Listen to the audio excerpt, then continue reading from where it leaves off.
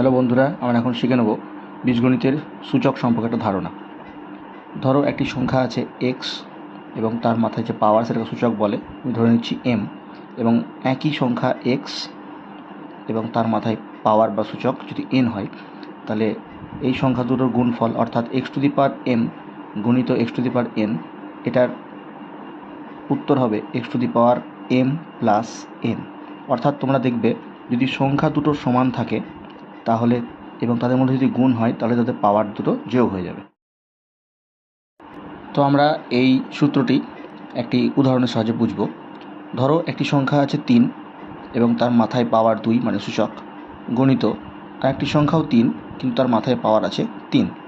অর্থাৎ দুটো সংখ্যা সমান 3 আর 3, কিন্তু পাওয়ার দুটো আলাদা। যখন এদের মধ্যে গুণ হবে তখন সূত্র অনুযায়ী 3টা কমন হয়ে যাবে আর মাথার পাওয়ার দুটো যোগ হয়ে যাবে, অর্থাৎ 2 প্লাস 3 হয়ে যাবে। তাহলে উত্তর হবে 3-এর মাথায় 5 বা 3 টু দি পাওয়ার 5।